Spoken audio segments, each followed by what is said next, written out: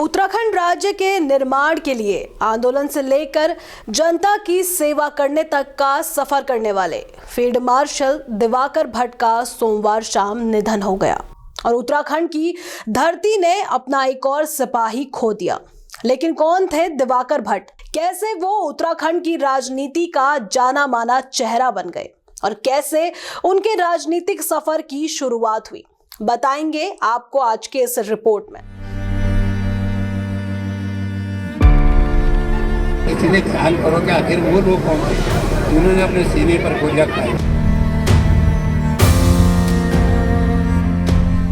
अगर राज्य बचेगा तो हम कट्टर राष्ट्रवादी हैं, अगर राज्य नहीं बचेगा तो कट्टर दुश्मन है देश के भी। जो होगा देखा जाएगा। नमस्कार, आप देख रहे हैं एमएटीवी न्यूज और मैं हूं आपके साथ गीतांजलि सेमवाल। आज बात करेंगे उत्तराखंड के फील्ड मार्शल दिवाकर भट्ट की। क्या आपने कभी सुना है कि एक व्यक्ति की हुंकार से पूरा हिमालय एकजुट हो जाए? क्या कोई नेता इतना ताकतवर हो सकता है कि सरकारें उससे डरे और युवा उसकी एक पुकार पर जान देने को तैयार हो जाए?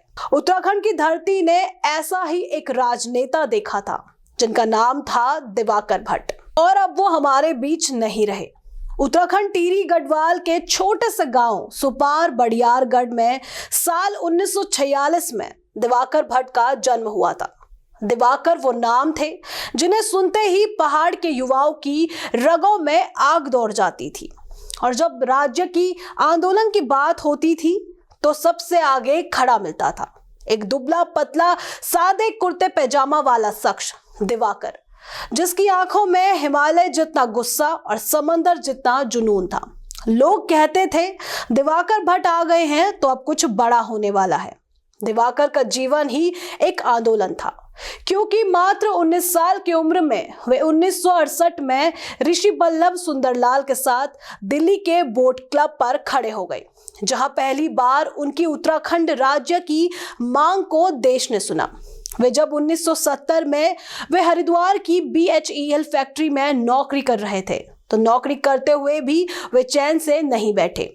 वहां उन्होंने पहाड़ी कर्मचारियों को इकट्ठा किया और तरुण हिमालय संस्था बनाई, और साल 1971 में वे गढ़वाल विश्वविद्यालय के लिए उत्तराखंड की सड़कों पर उतर आए थे।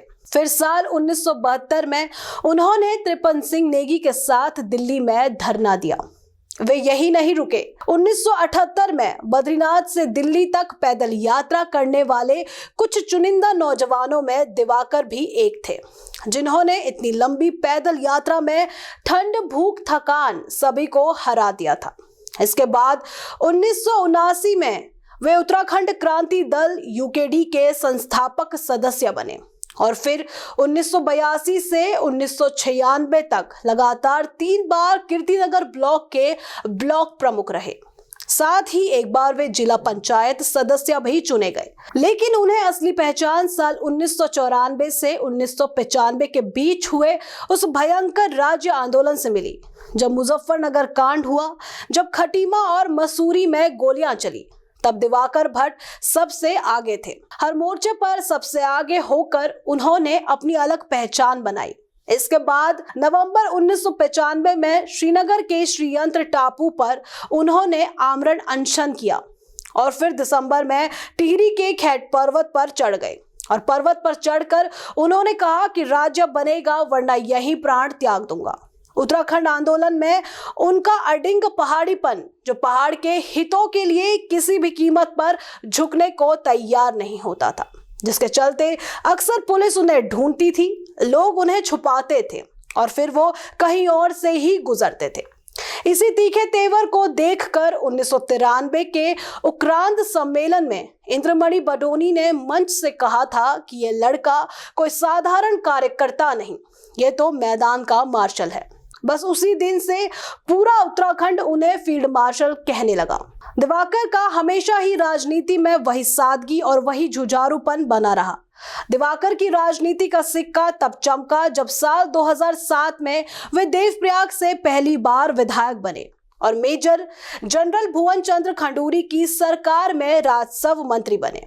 उन्होंने उत्तराखंड के इतिहास के सबसे सख्त भू कानून को बनाने में भी अहम भूमिका निभाई।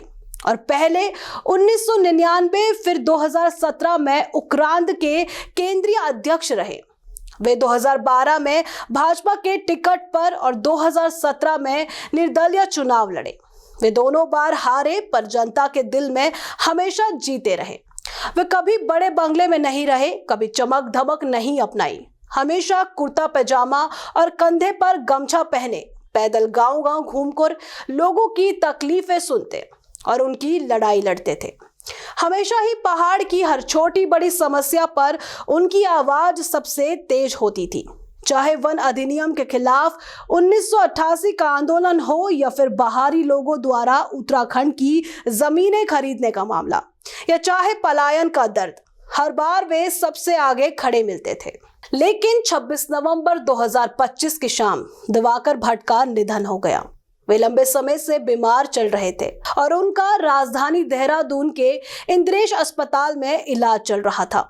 निधन के बाद उन्हें उनके घर हरिद्वार लाया गया, जहां उन्होंने 79 वर्ष की उम्र में अपनी आखिरी सांस ली तो लगा जैसे पूरा हिमालय रो पड़ा हो। उनके निधन से उत्तराखंड की राजनीति और राज्य आंदोलन के इतिहास में गहरी शोक लहर फैल गई। निधन के बाद उनके पार्थिव शरीर को राजकीय सम्मान के साथ खटखड़ी शमशान घाट ले जाया गया, जहां उनका अंतिम संस्कार हुआ। अब जब हम उत्तराखंड को अलग राज्य के रूप में देखते हैं तो ये मत भूलिए कि इस राज्य के हर कोने में दिवाकर भट्ट का खून, उनकी हुंकार, उनका जुनून बसता है। वो चले गए लेकिन उनकी आवाज अभी भी पहाड़ों में गूंज रही है कि ये हमारा उत्तराखंड है, इसे कोई नहीं छीन सकता।